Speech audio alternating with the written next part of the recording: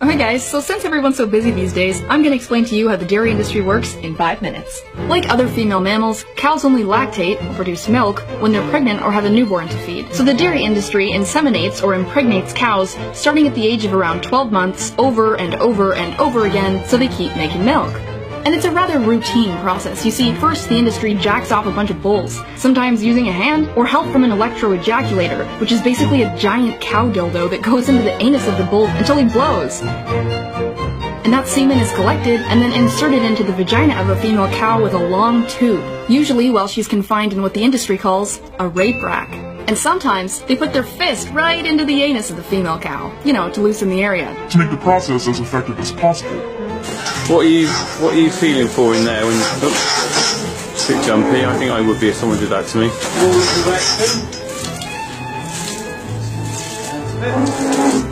Just bringing it out. He massages a little bit just to relax everything and help that semen go where it needs to go. You must be responsible for a lot of calves. Yes. And when that baby cow is born, it's pretty much immediately taken away from its mother and locked in a crate.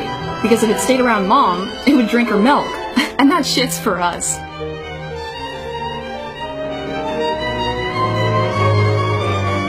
And you see, a mother cow's bond with her young is very strong and affectionate. And she sometimes cries out for days in search of her baby. But nobody gives a shit.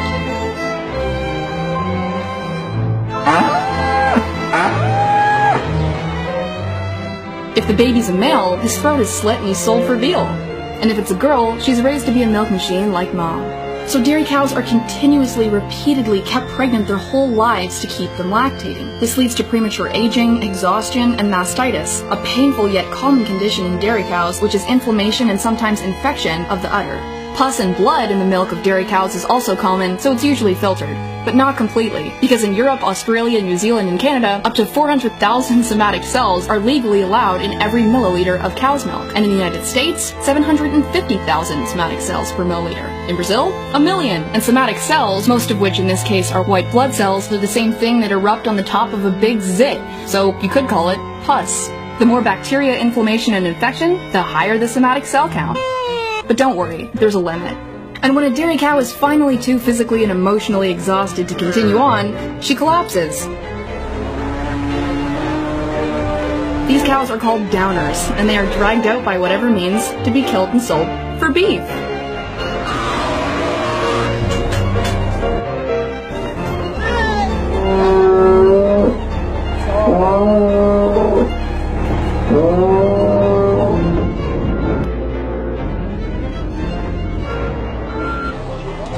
It's common in the industry, even on organic dairy farms, for cows to go down after about 4 or 5 years of continuous milk production.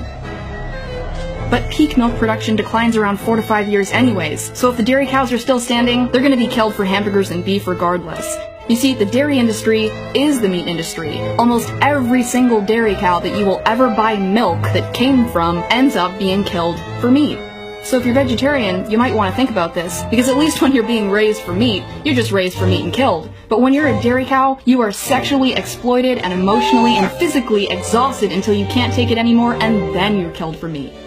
Sounds worse to me. And the natural lifespan of a cow that hasn't been completely exploited? 20 to 25 years, y'all. And as far as the calcium and protein thing goes, study after study after study has shown that those consuming the highest quantities of dairy actually have the highest cases of bone fracture and osteoporosis. And there are dozens of amazing plant-based sources of calcium and protein, so you really don't need to suck the tits of a cow.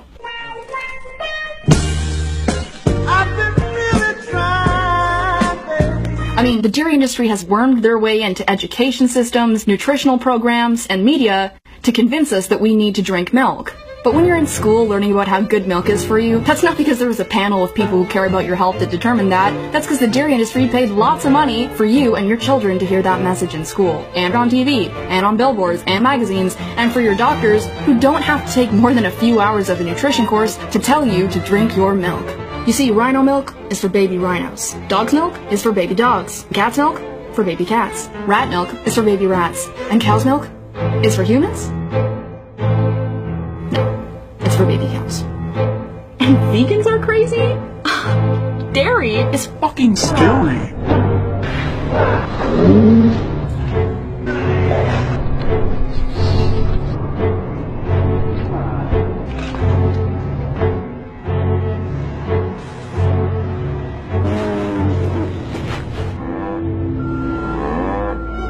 Try almond milk, hemp milk, soy milk, flax milk, rice milk, Brazil nut milk, macadamia nut milk, cashew milk, any milk but dairy milk.